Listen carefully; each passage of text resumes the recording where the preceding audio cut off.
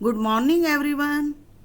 बच्चों, आज हम डिस्कस करते हैं परिपत्र, जिसे अंग्रेजी में क्या कहते हैं? Circular letter. यह सर्कुलर लेटर यानी परिपत्र क्या होता है? एक ही विषय का पत्र जब अनेक विभागाध्यक्षों को भेजा जाए तो वह परिपत्र कहलाता है। इसका प्रयोग उस स्थिति में किया जाता है जब केंद्रीय सरकार को अन्य सरकारों से या एक मंत्रालय से अन्य मंत्रालयों को या फिर एक विभाग से दूसरे विभाग को समान सूचना या आदेश भेजने हों या फिर मंगाने हों। इसका प्रेषक एक ही व्यक्ति होता है। प्रेषक कौन होता है?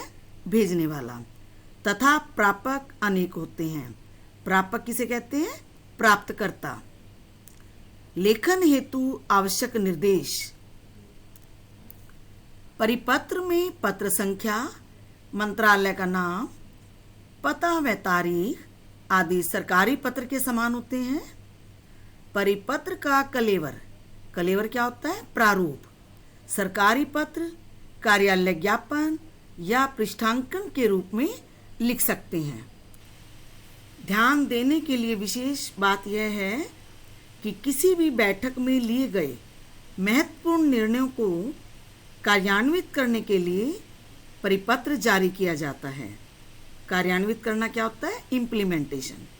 जिस मुद्दे को लेकर पहला परिपत्र जारी किया जाता है उस मुद्दे पर होने वाला फैसला भी परिपत्र के रूप में ही जारी किया जाता है, जिसमें निर्णय को कार्यान्वित किए जाने के निर्देश होते हैं। परिपत्र का प्रारूप आपके सामने है, ध्यान से देखेंगे। सबसे पहले पत्र संख्या लिखनी होती है, फिर भारत सरकार, फिर मंत्रालय का नाम, जिसकी तरफ से भी जो है परिपत्र भेजा जा रहा है। सेवा में भारत सरकार के सभी मंत्रालय, विभाग आदि। उधर दूसरी तरफ दिनांक,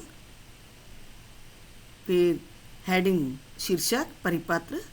विषय, विषय जो भी हो, जिस तरह से कार्यालयीय सरकारी पत्रों में विषय लिखना कंपलसरी होता है, उसी तरह से परिपत्र में भी विषय लिखा जाता है।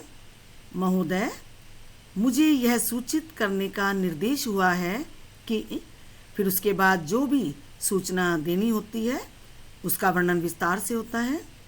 लास्ट में भवदीय, हस्ताक्षर, फिर नाम जो परिपत्र को भेजने वाला है, पद का नाम, उसका पद, फिर भारत सरकार, जिस भी सरकार की तरफ से आदेश है। प्रतिलिपि, प्रतिलिपि का अर्थ है कि इसकी कॉपी किस किस को भेजी जा रही है, CC2। मंत्रालय के विभागों, अनुभागों, एकांकों के अधिकारियों को सूचना हेतु प्रेषित। उदाहरण के तौर पर परिपत्र आप ध्यान से सुनेंगे। हरियाणा प्रदेश सरकार के विशेष सचिव की ओर से एक परिपत्र लिखिए जिसमें अल्पसंख्यक समुदायों के व्यक्तियों का विभिन्न सेवाओं में चयन हेतु कहा गया हो।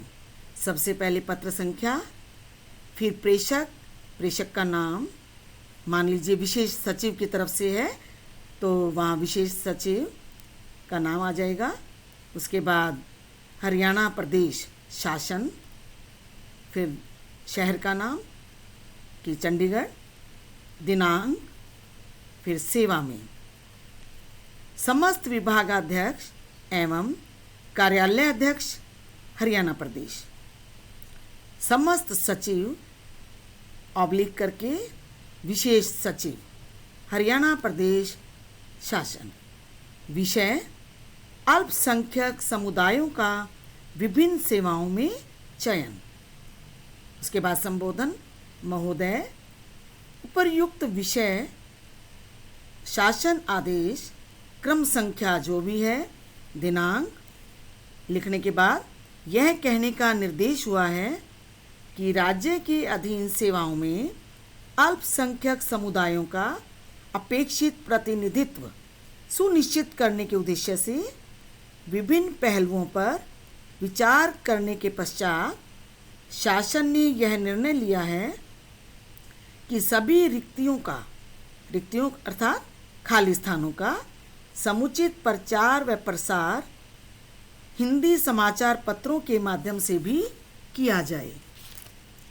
फिर नेक्स्ट पंक्ति में अलग से, जिस तरह से हम कार्यालय पत्रों में भी लिखते हैं, आपसे अनुरोध है कि कृपया उक्त निर्देशों से अपने अधीनस्थ समस्त अधिकारियों व विभागों को अवगत कराने तथा इसका अनुपालन निश्चित कराने का कष्ट करें।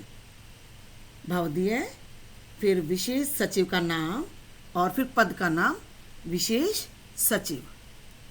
विशेष ध्यान रखने योग्य यही बात है कि परिपत्र में एक ही विषय अनेक विभागाध्यक्षों को एक साथ भेजा जाता है और इसमें पत्र संख्या, मंत्रालय का नाम, पता व तारीख आदि सरकारी पत्र के समान ही होते हैं। बच्चों, आज का होमवर्क है हरियाणा सरकार के मुख्य सचिव की ओर से एक परिपत्र लिखिए जिसमें सरकारी कार्यालयों में कोरोना के चलते साफ सफाई व सामाजिक दूरी का विशेष ध्यान रखने को कहा गया हो। सामाजिक दूरी का अर्थ है सोशल डिस्टेंस। Thank you.